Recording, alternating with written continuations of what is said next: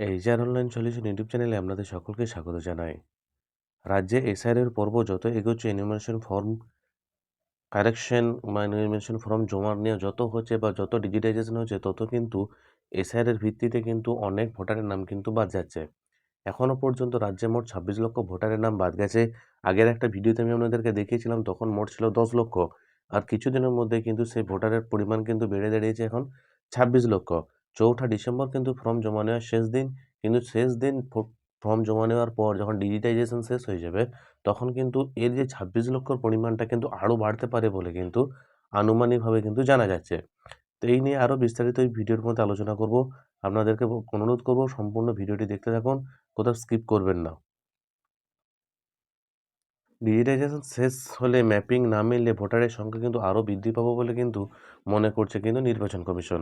৪ঠা November থেকে কিন্তু enumeration form বিলি করার কাজ শুরু হয়েছিল এবং ৪ঠা ডিসেম্বর কিন্তু ফর্ম জমার শেষ দিন। এই খবরটি শেষ আপডেট এসেছে আপনার ২৬শে নভেম্বর ২০২৫-এ।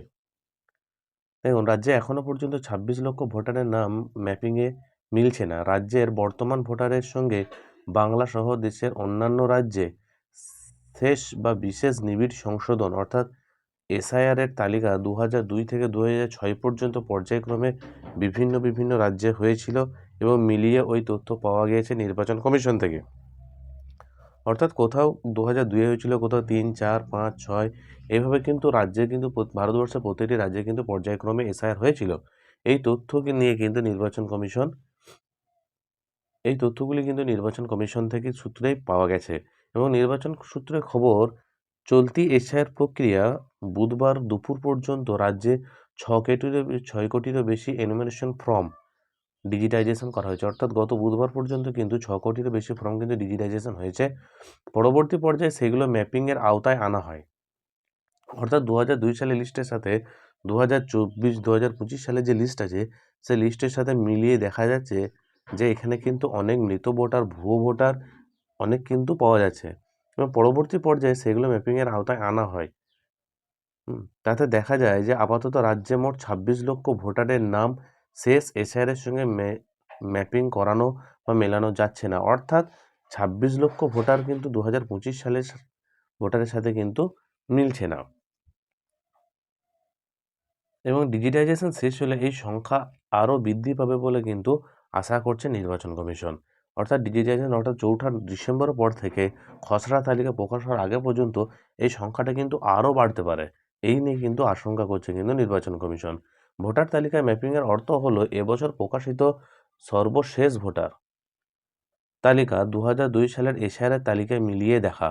দুই তালিকায় কতজনের নাম অভিন্ন তা দেখা হয় সঙ্গে দেখা হয় এখনকার ভোটার তালিকায় থাকা কোনো ভোটারের মা-বাবার নাম গত এসআইআর এর তালিকায় রয়েছে কিনা। এই মিল পাওয়া গেলে সংশ্লিষ্টরা চিহ্নিত হয়ে যান এমনিতেই এবং এবার ম্যাপিংয়ে অন্য রাজ্যকে জুড়ে দেওয়া হয়েছে বলে মুখ্য নির্বাচন আধিকারিক সিইওর দপ্তরের সূত্রে খবর কিন্তু জানা গিয়েছে। অর্থাৎ কেউ হয়তো বিবাহ সূত্রে এক রাজ্য থেকে পশ্চিমবঙ্গে এসে বিবাহ করেছেন, অন্য রাজ্য থেকে এসে তাদেরও কিন্তু ম্যাপিংয়ে এখানে কিন্তু জোড়ানো হয়েছে বলে মুখ্য নির্বাচন আধিকারিকদের তরফ থেকে কিন্তু এটা জানা গেছে। এই দপ্তরের সূত্রে কিন্তু খবর এসে গেছে যে আরও কিন্তু ফর্ম বিভিন্ন রাজ্য থেকে কিন্তু এখানে বিবাহ সূত্রে কিন্তু এসেছে এই এসআইআর ফর্মের তথ্য ভিত্তিতে কিন্তু সেটি জানা গেছে এবং কমিশন জানিয়েছে ২০০২ থেকে ২০০৬ পর্যন্ত বিভিন্ন পর্যায়ে এসআইআর হয়েছিল। তখনকার তালিকায় কোনো ভোটার তার পরিবারের নাম থাকলেও পরে তারা বাংলায় চলে আসেন। এই যে আগে বললাম যে কিছু ভোটার অন্য রাজ্য থেকে, ভিন্ন রাজ্য থেকে এসে এই রাজ্যে এসে উপস্থিত হয়েছে, তাদের কথা আমি আপনাদেরকে উল্লেখ করলাম। ফলে সেই সব ভোটারকেও ম্যাপিংয়ে আনা প্রয়োজন।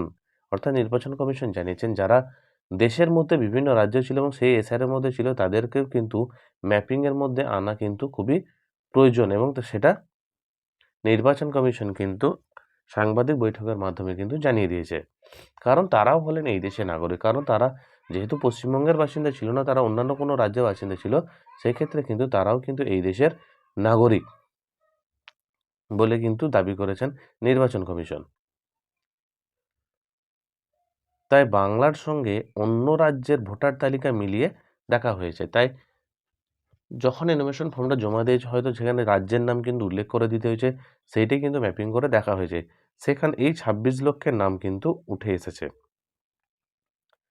নাম মিলছে না মানেই চূড়ান্ত তালিকা থেকে বাদ যাবে কিন্তু এমনটা নয়। অর্থাৎ ২৬ লক্ষ ভোটার যে এখনো পর্যন্ত বাদ গেছে তাদের যে নাম মিলছে না তারা যে খসড়া অর্থাৎ ৭ই ফেব্রুয়ারি যে ফাইনাল লিস্ট প্রকাশিত হবে সেখান থেকে বাদ যাবে কিন্তু সেটা কিন্তু না। কমিশনের বক্তব্য যাদের তথ্য মিলছে তাদের আলাদা করে কোনো নথিপত্র বা প্রমাণ দাখিল করতে হবে না। কমিশন সূত্রে আবেদনপত্র এনোমিনেশন ভর্তি করলেই কিন্তু চলবে। আর যাদের নামের মিল বা সূত্র পাওয়া যাবে না তাদের ক্ষেত্রে যে ১২টি নথিপত্রের কথা বলা হয়েছিল তাদেরকে কিন্তু সে নথিপত্র দিয়ে কিন্তু যাচাই করাতে হবে যে তারা এই দেশের বাসিন্দা ছিল, এই রাজ্যের বাসিন্দা বা এই দেশের মধ্যে কোথাও বাসিন্দাভুক্ত ছিল সেটি কিন্তু তাদেরকে কিন্তু এখানে বোঝাতে হবে। এরপরে দেখুন রাজ্যের ২৯৪টি বিধানসভা ভোটারের সংখ্যা হচ্ছে ৭,৬৬,৩৭,০০০-এরও বেশি। তার মধ্যে বুধবার পর্যন্ত বিলি হয়েছে ৭,৬৪,৬৮,০০০-এরও বেশি ফর্ম, অর্থাৎ ৯৯.৮% ফর্ম কিন্তু বিলি হয়েছে। তার মধ্যে ডিজিটাইজেশন হয়েছে ৬,০১,০০,০০০, প্রায় ৭৮% এনুমারেশন ফর্ম কিন্তু ডিজিটাইজেশন হয়ে গেছে। এবারে এসআইয়ের পর্বে বারবার অনুপ্রবেশ তথ্যে শান দিয়েছে কিন্তু অন্যান্য বিরোধী দল। কিন্তু ম্যাপিংয়ের গতি প্রকৃতি দেখে কমিশনের সূত্রে জানানো যাচ্ছে পশ্চিমবঙ্গে গত এসআইয়ের তুলনায় নাম না মেলা ভোটারের সঙ্গে আগে বিহারের ম্যাপিংয়ের ফলের খুব বেশি ফারাক হবে না। অর্থাৎ বিহারে যে পরিমাণ বাদ গেছে কিন্তু সেই রকমই কিন্তু বাদ যেতে পারে বলে কিন্তু নির্বাচন কমিশনের তরফ থেকে কিন্তু এটা আশা করা হচ্ছে। বিহারে কিন্তু আনুমানিক একটা ৬০ লক্ষর মতন কিন্তু ভোটার কিন্তু বাদ গেছে।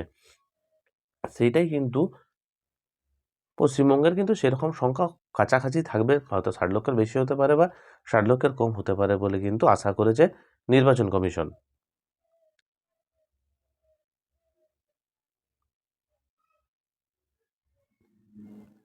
এর থেকে বোঝা গেল যে এশিয়ারের পর্ব কিন্তু খুব ভালোভাবেই যাচ্ছে। তাই আমার এই ভিডিওটি যদি ভালো লেগে থাকে তাহলে আপনারা অবশ্যই আমার ভিডিওটিকে লাইক করবেন এবং আমার চ্যানেলে নতুন হয়ে থাকলে আমার চ্যানেলটিকে সাবস্ক্রাইব করে দেবেন।